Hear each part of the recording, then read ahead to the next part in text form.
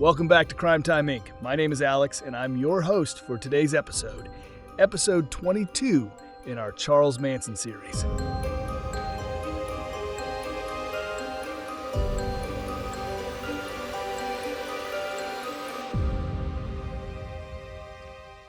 The President of the United States, Richard Nixon, himself an attorney, had been in Denver speaking to law enforcement officials. Complaining about press coverage that he felt glorified criminals, he'd cited the Manson case. Here's a man who was guilty, directly or indirectly, of 8 murders. Yet here is a man who, as far as the coverage is concerned, appeared to be a glamorous figure. Presidential Press Secretary Ron Ziegler quickly backpedaled, stating Nixon had failed to use the word alleged, but the damage was done. In Judge Older's chambers, the atmosphere was electric. Fortunately, the bailiffs had brought the sequestered jury back from lunch before the story broke. They were upstairs, blissfully unaware, for now. Irving Kanarek, Manson's attorney, immediately moved for a mistrial. Denied. Ever suspicious, Kanarek wanted the jurors questioned to see if they'd heard. Bugliosi's co-counsel, Aaron Stovitz, argued against it. It would be like waving a red flag. If they didn't know about it before, they certainly will after the voir dire.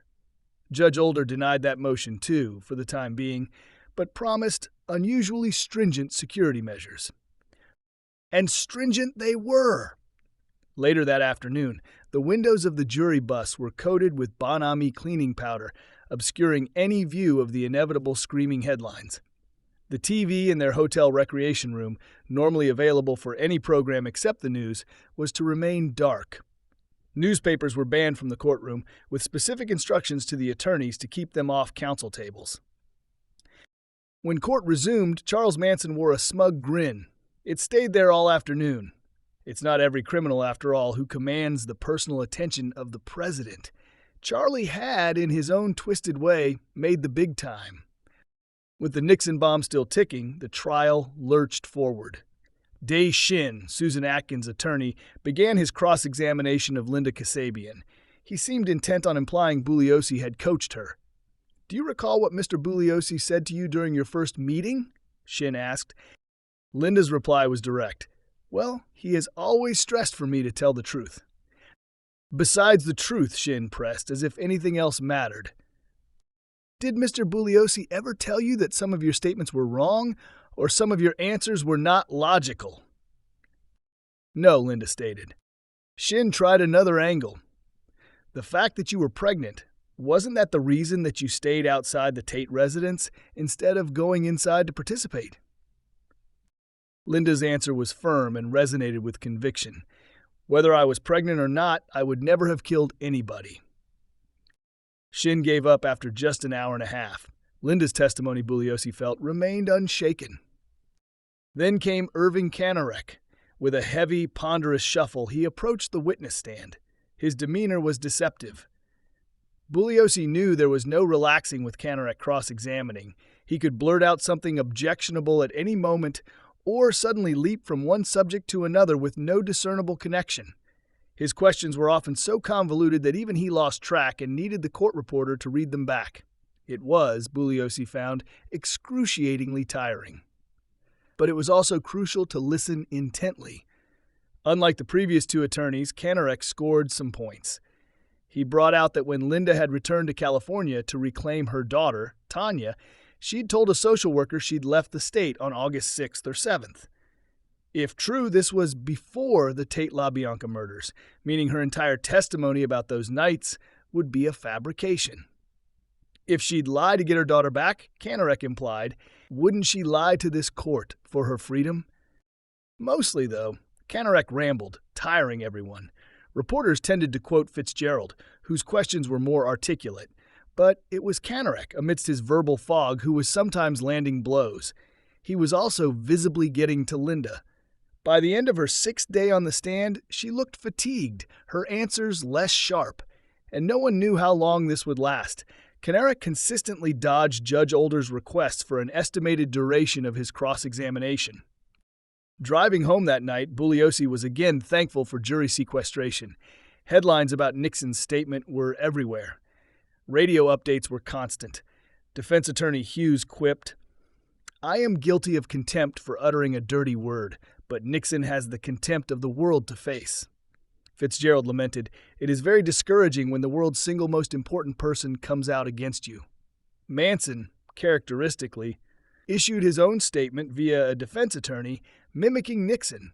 "Here's a man who is accused of murdering hundreds of thousands in Vietnam, who is accusing me of being guilty of 8 murders."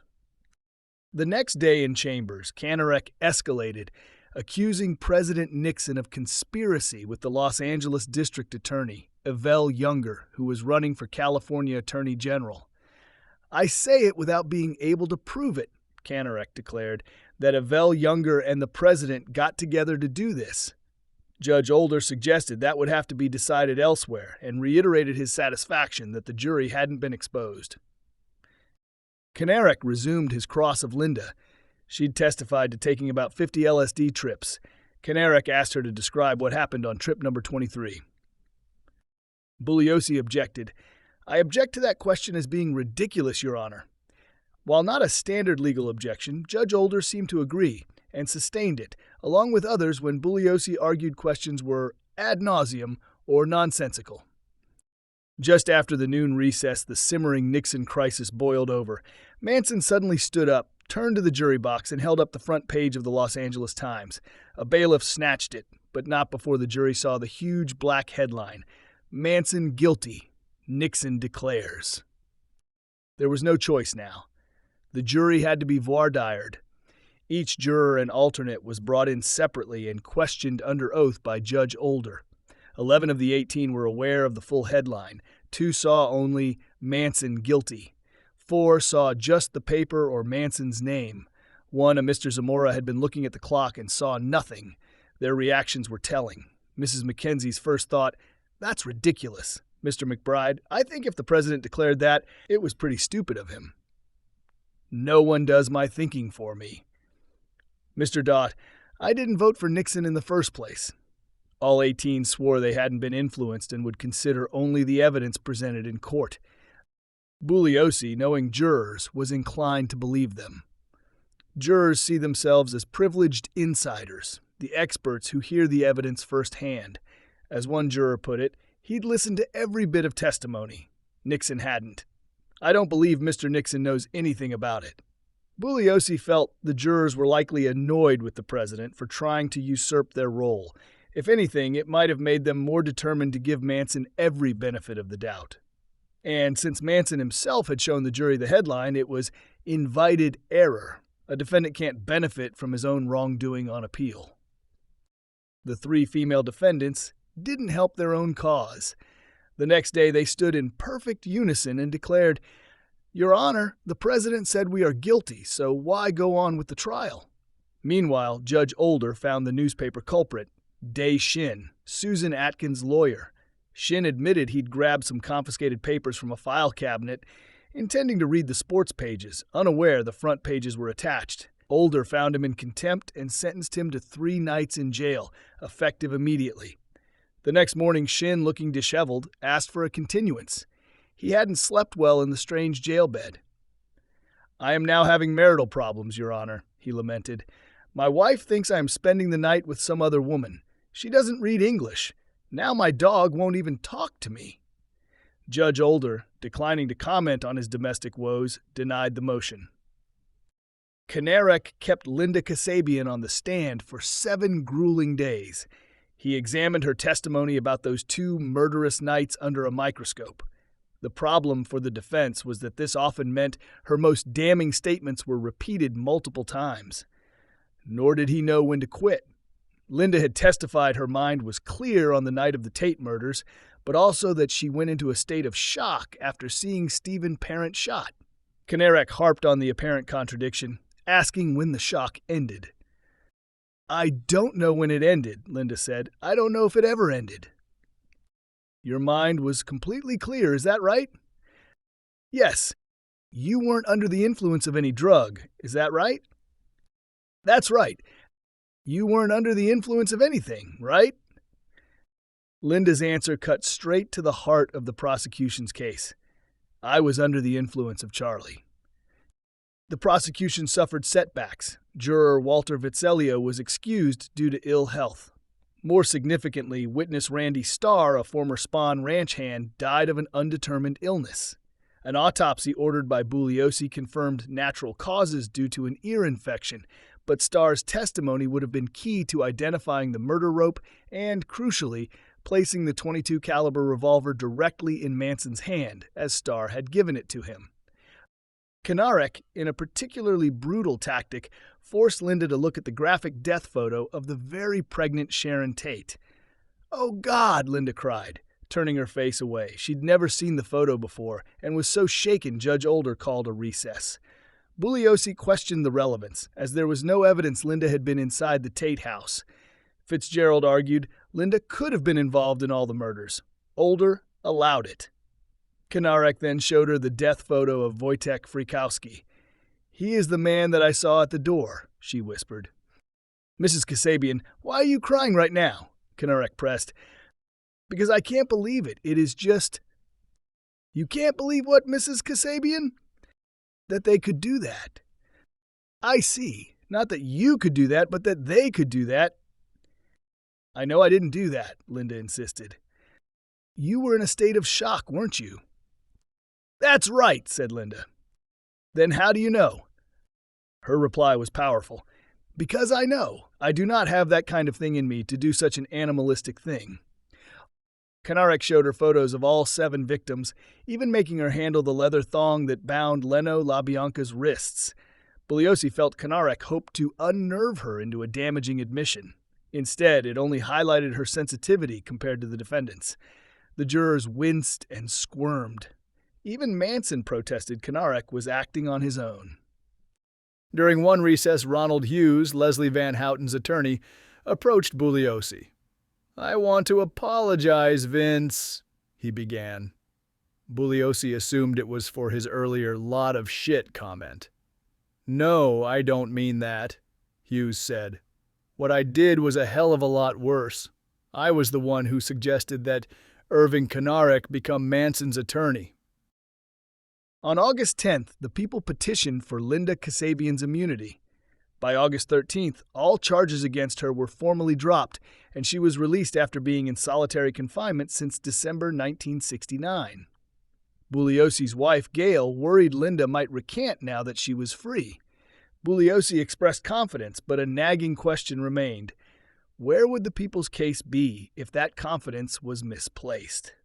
The next day, Manson passed Linda a handwritten letter, seemingly nonsensical, but with tiny check marks highlighting phrases like, "Love can never stop," "The joke is over," "Give your love to be free," "Why do you think they killed JC?" Answer, "'Cause he was a devil and bad." It was a clear attempt to woo her back. Linda's answer? She gave the letter to Bugliosi. Ronald Hughes then began his cross-examination.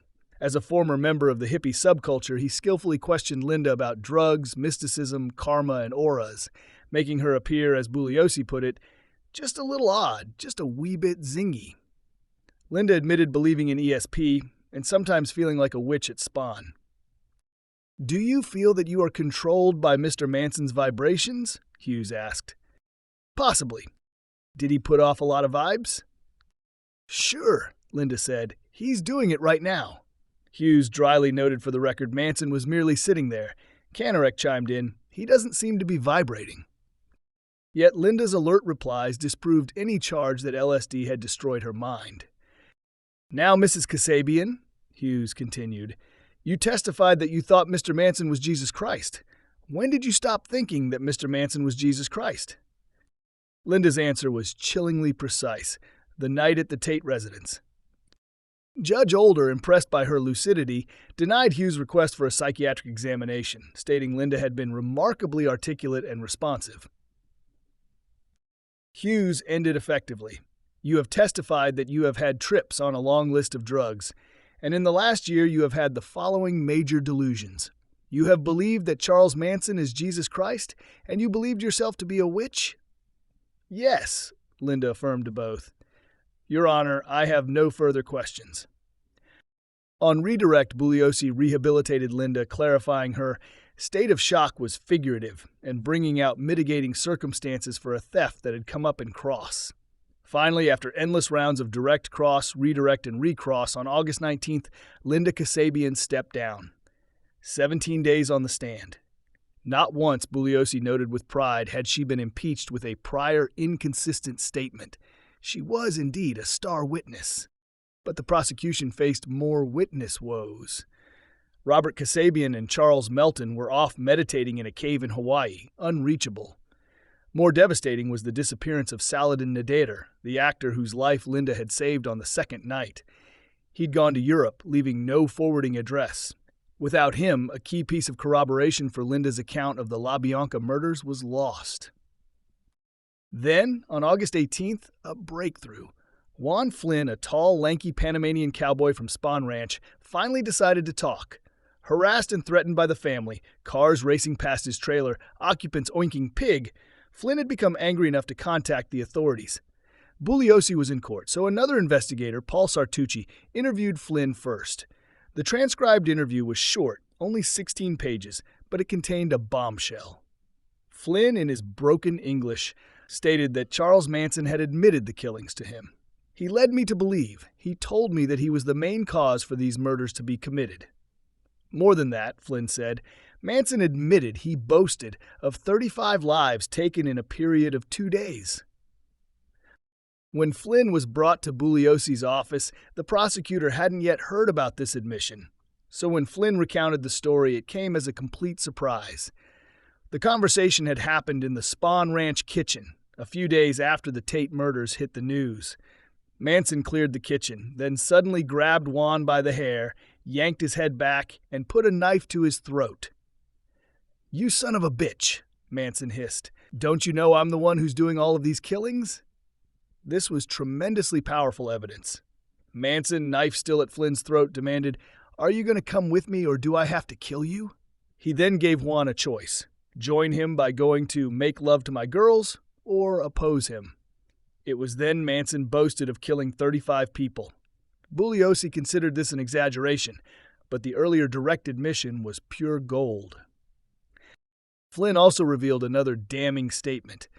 Manson, in June or July 1969, had told him and others, "The only way to get Helter Skelter going is for me to go down there and show the black man how to do it by killing a whole bunch of those fucking pigs." And just before the group left Spahn on what was likely the night of the LaBianca murders, Sadie Atkins had told Flynn, "We're going to get some fucking pigs." Juan Flynn had suddenly become one of the prosecution's most important witnesses. But he was terrified. He hadn't slept properly in months and asked Bugliosi if he could be locked up for his own protection. In a bizarre turn, Flynn confessed to drinking a beer in a national park and was arrested. But jail wasn't to his liking. After a few days, he called Spahn Ranch for bail. The family intercepted the message and sent Irving Kanarek instead. Kanarek paid the bail, bought Flynn breakfast, and told him, "Don't talk to anyone," explaining that Squeaky and the girls were on their way to pick him up. Hearing that, Juan Flynn split. He went into hiding, but periodically called Bugliosi, assuring him he'd be there to testify. There was a deeper reason for Flynn's eventual cooperation, something that wouldn't be mentioned in the trial. Shorty Shea, another Manson victim, had been Juan Flynn's best friend. Linda Kasabian's marathon testimony is over. President Nixon's bombshell has rocked the trial. Key witnesses for the prosecution have vanished or died. And now a terrified cowboy named Juan Flynn holds what could be a direct confession from Charles Manson himself. But with the family and their lawyers trying to get to him, will Juan Flynn ever make it to the witness stand? The Manson trial continues to twist and turn, each day more unpredictable than the last. Linda Kasabian, the prosecution's star witness, has endured 17 days on the stand, her testimony painting a horrifying picture of Charles Manson's control and the brutal nights of the Tate LaBianca murders. Now, with Kasabian gone, prosecutor Vincent Bugliosi faced the critical task of shoring up her account, brick by painstaking brick, with a series of witnesses whose testimony would either corroborate her story or leave it vulnerable. The horror, it seemed, was about to be relived, detail by agonizing detail. Join us after this quick break. The focus first returned to the night of the Tate murders. Tim Ireland, a counselor at a girls' school nestled down the hill from the Cielo Drive murder scene, recounted hearing chilling cries and screams. Rudolph Weber described the hosing incident, a car seen leaving the area with its lights off, then returning, and then he dropped a bombshell. He'd jotted down the license plate number. John Swartz confirmed it was his car, a vehicle Manson had borrowed without permission on 2 nights in early August 1969. Winifred Chapman, the tape maid, her voice heavy with the memory, described her horrifying discovery on that August morning. Jim Asen told of Mrs. Chapman running down Cielo Drive screaming murder, death, bodies, blood, leading him to call the police. Then came the first LAPD officers on that grisly scene. DeRosa, Wisenhunt, and Burbridge. They described their grim findings, from the cut phone wires to the bodies. The courtroom seemed to hold its breath as the scene was meticulously reconstructed. The horror, Bugliosi felt, lingered long after these witnesses left the stand. Interestingly, Ronald Hughes, Leslie Van Houten's attorney, didn't question any of these Tate witnesses, as his client wasn't charged with those 5 murders. He did, however, make a curious motion. He asked that he and Van Houten be allowed to leave the courtroom while the Tate crimes were discussed. The motion was denied, but Bugliosi noted the attempt. It ran directly counter to Manson's apparent collective defense strategy, and he couldn't help but wonder how Charlie was reacting to this splintering. Sergeant Philip McGann, one of the lead Tate investigators, testified about the physical evidence: pieces of a gun grip, the type and dimensions of the rope, the conspicuous absence of shell casings. Bugliosi was keen to establish there was no evidence of ransacking or robbery. He also proactively brought out that drugs had been found, and a pair of eyeglasses, details the defense might otherwise try to exploit. Anticipating the next witness, Los Angeles County Coroner Dr. Thomas Noguchi, Irving Kanarek, Manson's lawyer, requested a conference in chambers. He'd had a change of heart, he claimed. Despite having shown the gruesome death photos to Linda Kasabian, he now argued they should be excluded, particularly the color ones. "I have thought about it, and I believe I was in error, Your Honor," Kanarek intoned. Motion denied. Judge Older ruled the photos could be used for identification. Their admissibility as evidence would be decided later. Each time Kanarek pulled such a stunt, Bugliosi thought he couldn't possibly top it, and each time Kanarek proved him wrong. Bugliosi had interviewed Dr. Noguchi several times, but met with him one last time before court. Noguchi, who conducted Sharon Tate's autopsy and supervised the others, had a habit, Bugliosi knew, of holding back little surprises. Wanting to avoid any on the stand, Bugliosi asked him outright if there was anything undisclosed. "Well, one thing," Noguchi admitted. He hadn't mentioned it in the autopsy reports, but after studying abrasions on Sharon Tate's left cheek, he'd concluded Sharon Tate was hung. Not the cause of death, he clarified, likely suspended for less than a minute, but he was convinced they were rope burns. Bugliosi quickly revised his questions. Noguchi's testimony was vital in corroborating Linda Kasabian. He testified that many stab wounds penetrated bones. Linda had said Patricia Krenwinkel complained her hand hurt from her knife striking bones. Linda had estimated the blade length of the knives she'd thrown out the car window at 5.5 to 6.5 inches. Noguchi testified many wounds were a full 5 inches deep, underscoring the attack's viciousness.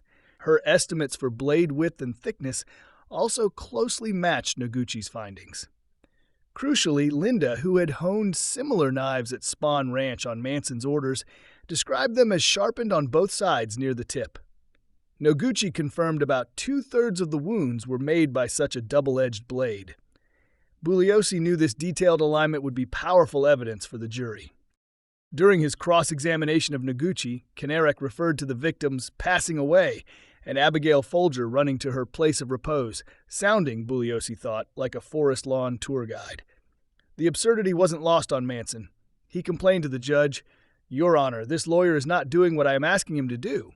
He is not my attorney. He is your attorney. I would like to dismiss this man." Whether serious or a tactic to distance himself from Kanarek in the jury's eyes, Bugliosi wasn't sure.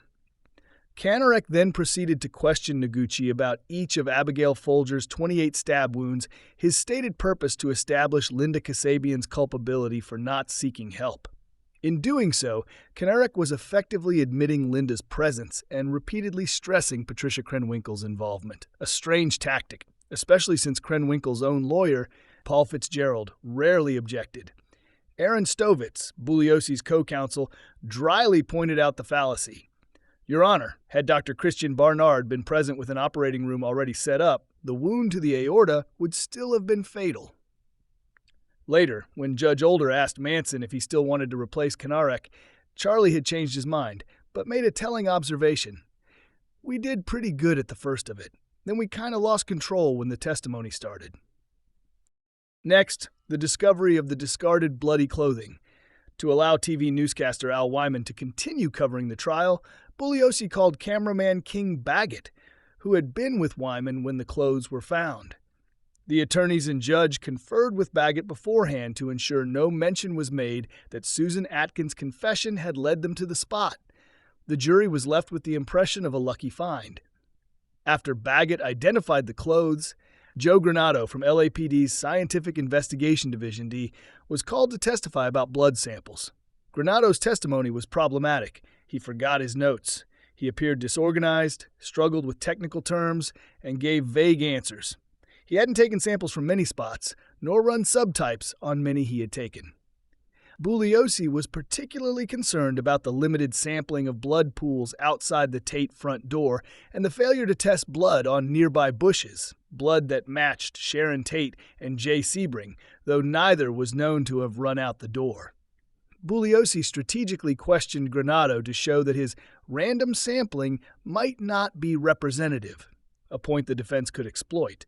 Granado also testified to finding the buck knife in a chair and a clock radio in Stephen Parent's car, noting that someone at LAPD had apparently played with the radio, changing the time it had been set to. Shortly after the trial, Joe Granado left LAPD for the FBI.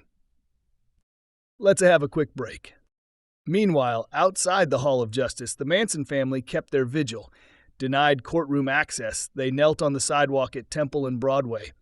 I'm waiting for my father to get out of jail, Sandy Good told reporters. Squeaky Fromm declared to TV crews, we will remain here until all our brothers and sisters are set free, calling the trial the second crucifixion of Christ.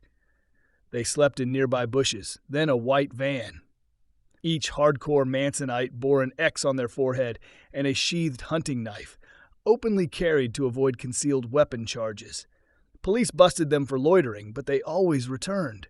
Some reporters, particularly sob sisters as Bugliosi called them, wrote sympathetic stories and even gave them money. Bugliosi knew the family was stockpiling arms, and not, he suspected, just for self-protection. The trial then shifted to the LaBianca murders. Suzanne Struthers, Rosemary LaBianca's daughter, was still recovering from a nervous breakdown, so her brother, Frank Struthers, testified. He identified photos of his mother and stepfather, Leno, and described the scene upon returning home that Sunday night. He identified Rosemary's wallet, found at a gas station, and confirmed nothing else appeared missing from the house. Ruth Civic, who fed the LaBianca dogs on Saturday afternoon, stated she saw no bloody words on the refrigerator then. Newspaper vendor John Fokianos testified to seeing the LaBiancas alive between 1 and 2 a.m. Sunday. Responding officers described their discoveries, including the bloody writings. Detective Galindo reiterated, I found no signs of ransacking. I found many items of value. Detective Broda testified to seeing the carving fork protruding from Leno LaBianca's throat, initially missed by others because a pillowcase covered his head. This led to Deputy Medical Examiner David Katsuyama and, for Bugliosi, a host of problems. The initial LaBianca investigative report suggested the LaBianca's own bread knife found in Leno's throat was the weapon in both homicides. This was scientifically baseless as Katsuyama hadn't measured the wounds, but if it stood, the defense could argue the killers came unarmed, negating premeditation and, crucially, Bugliosi's helter-skelter motive.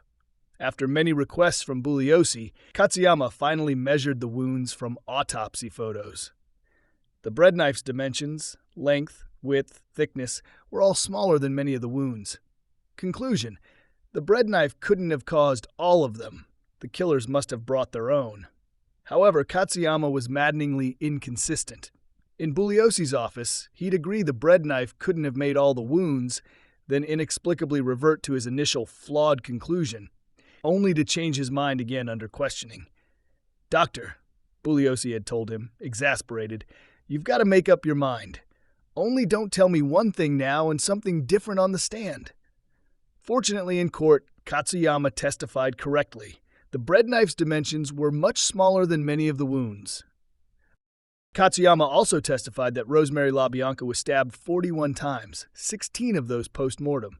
Vital testimony, as Leslie Van Houten had told fellow Chaiman. Family member Diane Lake, she'd stabbed someone already dead.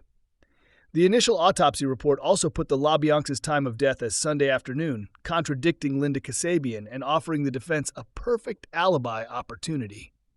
Bugliosi strategically didn't ask Katsuyama about the time of death, just as he hadn't with Noguchi for the Tate murders, to avoid jury speculation. He braced himself for the defense to pounce. But, to his utter amazement, Fitzgerald, Shin, Kanarek, and Hughes all declined to question Katsuyama on this. Bugliosi could only surmise they hadn't realized the report's significance. A major bullet? Dodged. Then a courtroom drama of a different kind. Susan Atkins complained of stomach pains. 4 court days were lost. Doctors found nothing. Judge Older, convinced she was now putting on an act, resumed the trial. Aaron Stovitz, Bugliosi's co-counsel, remarked to a reporter that Atkins' testimony about her ailments was a performance worthy of Sarah Bernhardt. Sarah Bernhardt was a French stage actress who starred in some of the most popular French plays of the late 19th and early 20th centuries. Mark Twain once wrote, "There are 5 kinds of actresses: bad actresses, fair actresses, good actresses, great actresses, and then there is Sarah Bernhardt." District Attorney Avell Younger, who had previously warned Stovitz against press interviews after an earlier incident, was furious. Despite Bugliosi's arguments that it was a mere passing remark, Younger autocratically declared, "Stovitz, you're off the case." Bugliosi felt it was completely unfair. While he had prepared the case and examined most witnesses, Stovitz's removal meant Bugliosi now had to handle all the lengthy closing arguments himself, adding a tremendous burden. 2 young deputies, Donald Musick and Stephen Kay, were assigned to replace Stovitz, but were too unfamiliar with the case to participate. Ironically, Steve Kay had once been on a date with family member Sandra Good, arranged by their mothers. The fingerprint experts from SED, Sergeants Bowen and Dolan, were next, providing a mini-course in fingerprint identification. Bowen described lifting prints at the Tate residence. Dolan detailed 18 points of identity between a print from the Tate front door and Tex Watson's right ring finger, and 17 points between a print from Sharon Tate's bedroom door and Patricia Krenwinkel's left little finger, far exceeding the 10 points LAPD required for a positive ID. Bugliosi, through Dolan, established that in 70% of crimes, no readable prints are found, countering any argument that the absence of Atkins' prints meant she wasn't there. Regarding the LaBianca residence, where no prints of Manson, Krenwinkel, or Van Houten were found, Dolan testified that the ivory handle of the fork in Leno's stomach, an excellent surface for prints, showed no smudges, giving the impression it had been wiped. Similarly, the refrigerator door, though handled by Mrs. Civic earlier, had no smudges but did show wipe type marks. The locations of the Krenwinkel and Watson prints at the Tate house were also damning.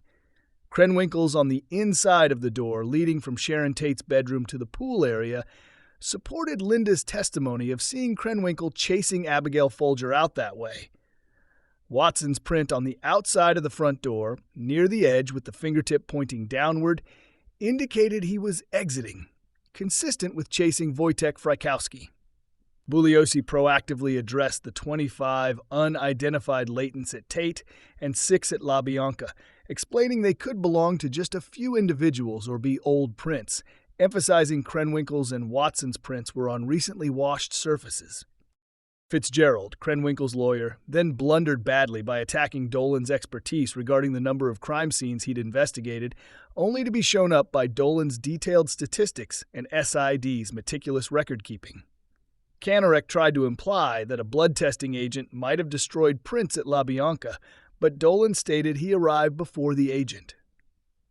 Hughes, for Van Houten, effectively established through Dolan that none of his client's prints were found at the LaBianca residence.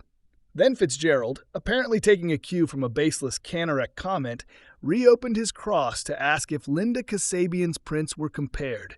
Dolan confirmed they were, and none were found at either scene. The discovery of the .22 caliber revolver used in the Tate murders brought more LAPD fumbles to light. 11-year-old Stephen Weiss found the gun. On cross-examination, Fitzgerald brought out that an officer recovered it the same day, but LAPD Homicide didn't claim it for months, only after Stephen's father called them. The officer had also handled the gun carelessly, despite Stephen's efforts to preserve prints. Officer Watson, coincidentally sharing a name with one of the killers, testified he was that officer, identifying the gun and its condition: missing right-hand grip, bent barrel, broken trigger guard, 2 live rounds, 7 empty casings. Sergeant Calkins testified to picking up the gun. Fitzgerald then highlighted that LAPD had sent out hundreds of flyers describing the gun to police agencies across the U.S. and Canada. Bugliosi, on redirect, was forced to ask Calkins if a flyer was ever sent to the LAPD's own Valley Services Division, where the gun was being held. "Not to my knowledge, sir," Calkins replied. Bugliosi refrained from asking just how close that station was to the Tate residence to avoid further embarrassing the department. The prosecution's case is being painstakingly assembled, each witness, each piece of evidence a new thread in a horrifying tapestry. Despite fumbles, controversies, and the ever-present chaos spurred by the defendants and their counsel, the weight of corroboration for Linda Kasabian's testimony is undeniably growing. But in a trial this bizarre, with a jury under immense pressure, will it be enough? Find out more in the next episode. But in the meantime, after this quick break, our 2 crime experts, Simon and Tom, will share their expertise in a discussion about this episode.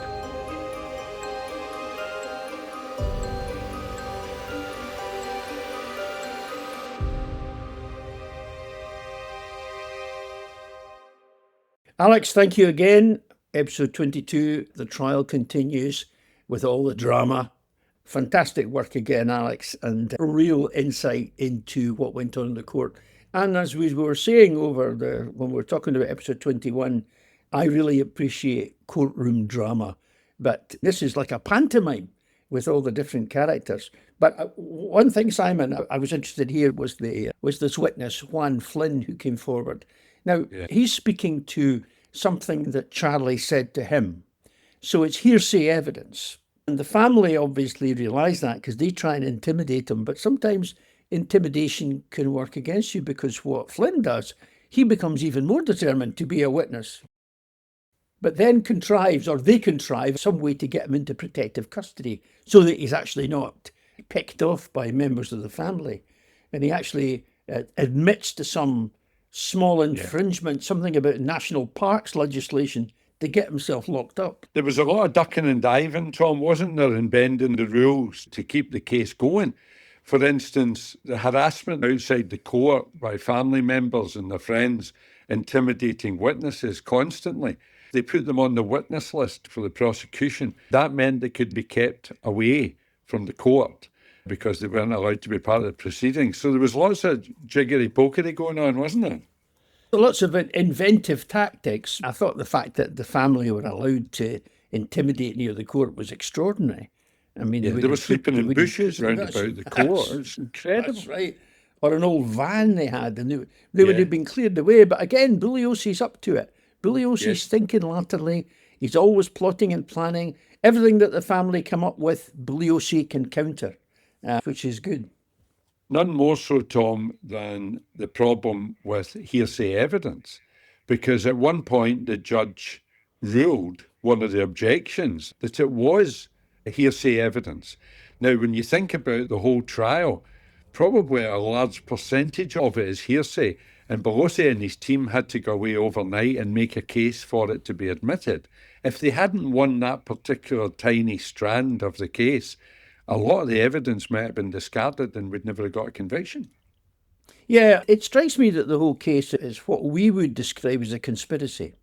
What Charlie Manson is actually charged with conspiring. And you and I both know I've still got the scars of trying to prove conspiracies. It's very, very difficult I to thought do. you were going to say you've still got the scars of all the conspiracies you were part of. I wouldn't be a very clever conspirator if I admitted to that, would I?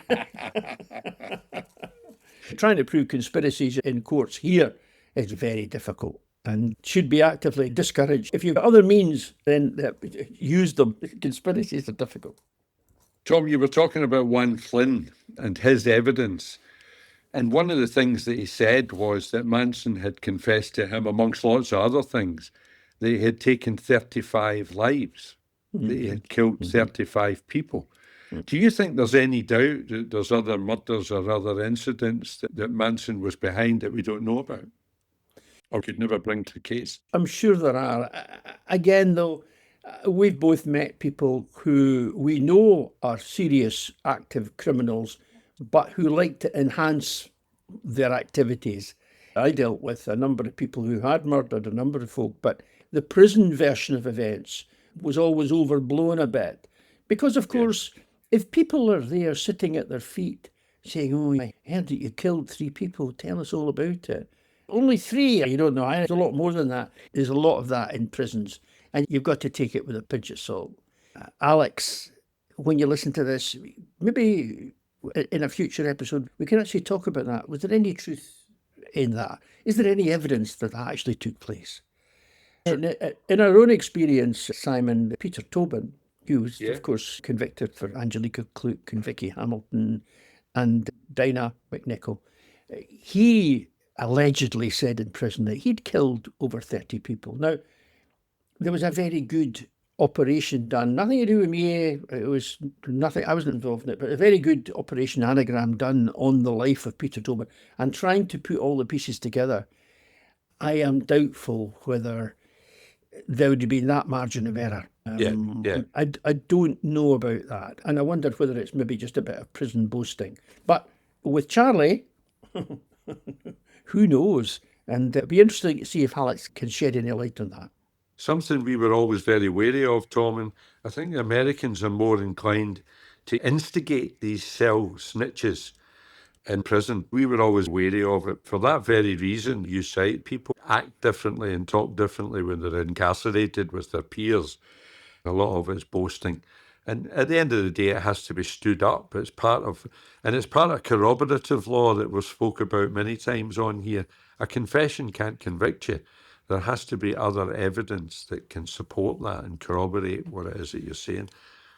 Yeah, and there was also people who are in prison, because their liberty is denied to them, especially protected under the law. You have to be very careful, particularly about surveillance and about what we always refer to as agents provocateurs. In other words, people going in trying to provoke confessions and things like that. You had to be very careful because the court did not like these. The court didn't like it. And evidence that came from third parties in jails, you're right, indicative, yes, put you on a track of inquiry, investigation, yes, evidential value, minimal. Tom, we can't miss this episode without talking about Linda Kasabian. I've been in the court. I was in the witness box once for 2.5 days, but probably a day of that was taken up, getting thrown out so that Donald Finlay and the other solicitors could argue points of law with his lordship. And me and the jury were thrown out all the time. About 2.5 days was my record. But Linda Kasabian, 17 days in the witness box giving evidence. That is some strong-willed woman to be able to withstand that, isn't it? It really is. There's so many odd things about Linda Kasabian. Because on the one hand, you're absolutely right, an incredible strength of character. But on the other hand, Linda Kasabian was the same woman who was hoodwinked by Charlie and who spent her life living a meaningless life as part of a hippie commune. So I found it very difficult to see both sides of Linda Kasabian coming together. I found it very odd. It's almost like there's some kind of hypnosis involved, Tom, isn't it? That they're under a spell that Charlie's casting. Well, there's no doubt about it. And one of the earlier episodes spoke about this and actually said that Charlie realised that to keep the family mesmerised and to keep them on track, he had to give them things to do. And sometimes these things were hard labour. But what he didn't want was them sitting about with nothing to do, thinking about it. That's what he didn't want. That's what he couldn't stand. He couldn't stand anybody sitting about for long enough thinking, wait a minute, what am I doing here? Why am I living in this tin shack? Why am I sent out in the blistering heat of the desert, as he sent his family out to do this and look for bottomless holes in the ground where we can all hide from helter-skelter? Any rational person, there would be a penny drop moment. They said, what are we doing here? What Charlie knew was that he had to keep his people focused and always on track and always exhausted or drugged or drunk or enjoying an orgy. Be much like life in the Strathclyde Serious Crime Squad. That's just what I was thinking there. Those days are gone, unfortunately. There was a wee smirk on your face there of recollection. Very vague, very vague. Yeah, good. That's all to the better, all to the better. And still classified, of course. Tom, the other part of that was, if anybody doubts the skill that's involved in leading a case, I mean, I just can't get over Vincent's skill and the patience. And as you say, every turn he had to be ahead of the game. And it just shows you that in a court where there's notes being taken, these days it's recorded, every word is absolutely forensically examined by the jury, by the judge himself. Everything could lead to an appeal in future. And here I'm thinking about the clothes, the finding of the clothes. They couldn't let the news reporter from Channel 7, I can't remember his name off the top of my head, they couldn't let him lead the evidence about how he found the clothes, because all he did was follow the confession that Susan Atkins had made and figure it out himself. But they couldn't say that because that would have been hearsay as far as the evidence. So they had to make it sound as though it was just pure chance that they stumbled across these clothes in the canyon. It would also have made the investigation and law enforcement look stupid. Yeah. If they're stupid in this regard, how much can we weigh the evidence?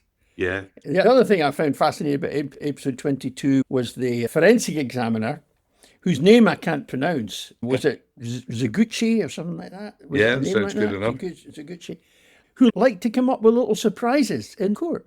Can you imagine being an SIO and having a lead forensic witness who just likes to throw in little surprises? I tell you what, he would have had a big surprise when he came out of the court. I mean, so much so that Bugliosi has got to actually corner him and say, listen, is there anything else you've got to tell me? Because you like to pull a little rabbit from the hat in the courtroom that neither the prosecution or defence knew about. If you had filmed this, made a film out of this trial, and probably someone has, if you had just made the film as it was, nobody would have believed that it could have happened in a court of law, really, could you?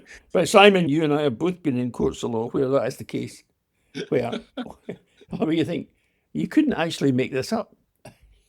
Especially in Irving Smith's court, Tom, because what he used to be fantastic at was giving the accused confidence to speak. They normally never hear from him, his lawyer speaks, but sometimes you would see the accused with his head in his hands, exasperated or saying, oh, he's a liar under his breath or whatever. And Irving was fantastic, saying, did you say something there, sir? Yeah. No, he said, you did, you said so. What was it? And he would bring it out of them and give them a wee bit of confidence. And he'd go, actually, that policeman said, and did he? And what else? And he would bring it all out for about 5 minutes. And then he would shoot him down in flames entirely. The one I remember him saying when it was me that was in the witness box was, at the end of all that rabble, when the guy accused me of everything under the sun, and by this time I'm thinking I'm going to prison tonight, I'd better phone the wife and kids and tell them I'm not coming home. And everyone takes his glasses off, what he used to do, and says, looks over them and says, I suppose you'll be telling me pigs can fly as well. And nobody could laugh, because you'd go to jail, you'd get remanded in custody. Contempt of court if you bust out laughing. It was all straight-faced. Take him down. I love the forensic examiner who liked to spring surprises in the court. I thought, that's all you need. A cracker. Tom, a great episode in the trial, the 70 days in the witness stand. I just couldn't. And there was some questions she was asked, because you're asked these questions in the court, and it takes, I don't know about you, but I felt as though it took me, and there was my experience with Irving Smith. Lyons was another one. It probably took me 3 or 4 years of giving evidence. And then I was giving evidence in the High Court and things that I felt as though I knew what the game was, what was expected of me, and how to handle it. I wasn't really worried about what they were going to say, because they'll try to trip you up all the time, the defence counsel. But here she is, with none of that experience and none of the training or experience of her colleagues to fall back on and advice. She's thrown into the dogs here for 17 days. And some of the curveballs she was throwing, she just threw straight back, didn't she? That's right, Simon. There's a big difference between Linda Kasabian and you in the court, in that she was telling the truth. Fair enough. That's always a good place to be coming from, isn't it? Well, it helps. I thought it was odd. It's a classic one where Bugliosi is really concerned about the time of death. He is concerned about the post-mortem interval and all of that. And he goes to all sorts of measures to mitigate against that. And at the end of the day, the defence agents failed to see it, failed to prioritise it, didn't follow it up at all. It's interesting, and we've seen that in other trials where points of evidence we think are going to be tricky and that might be tripping points. Actually, the courts don't even bother asking them. Yeah. Tom, in this episode, I remember that there was 300 interruptions, 300 objections made by the defence counsel, by Kanarek. Now, some of them would be genuine and valid, 10%, 5%, it doesn't matter. And they would be valuable to the defence of his client. But because of the volume of objections, I would suggest that the real ones, the ones that might have helped build a defence case, were lost because of his antics in the court. Yes, but later on, as the trial goes on, the judge obviously starts to think, hang on a minute, if I chuck everything that Kanarek says out, that's not good either. So later on, this shotgun approach of Kanarek starts to have some effect because the judge starts to take some of his points up. It can work in a number of ways. I agree with you. If you make yourself a nuisance in the court, then there will be no sympathy for you, and that's never a good thing. But clearly this guy Kanarek has built his whole reputation. That's the reason that Charlie Manson took him on. Yeah. Not because of his legal skill or reputation. It's just because he's going to be a nuisance. He's going to spin things out, and he's going to give Charlie more time to be centre stage, the second crucifixion, and, carry out his fantasy. The one other thing in this episode that I thought was interesting was the fingerprint evidence. In the two fingerprints that were really important, one there were 18 points in comparison and the other 17 points, but only 10 are required in law. Required, yes, over there. Because, of course, we were always 16 points of comparison. Yes. You'll have had it, and I had it too. The ID branch would come and say to you, we've got 12 points, it's definitely him, but there's no evidence. Yes, we can't use it in evidence. And I'm surprised that a sophisticated legal system like the United States would be so far apart in points of comparison that it's only 10. The other thing with that, Tom, was that in this country, an appeal, part of the appeal process, you can appeal, I can't remember the technical term for it, but it basically means that your defence counsel didn't put up a good job, they didn't do their job. Yes. And that would have been something that Charlie could have fallen back on here. Yes, well, it could have been. And yet, of course, I suppose that an appeal court would say, well, hang on a minute. Actually, you say he didn't do his job, but he lodged hundreds of legal objections all over the place. You must have known when you took him on, that's what he did. Yeah. So I'm not sure, but I take your point. Another good episode, Alec. Thank you very much for that. Tom, anything else from it that you thought worthwhile to bring up? There's so many parts of these episodes that we skim over. We don't even mention them because we're assuming that the Crime Time Inc. audience are listening to the episodes and then listening into us having a wee chat about how it relates to Scots law and some of the things that we've experienced. Is there anything else that you wanted to highlight from episode 22?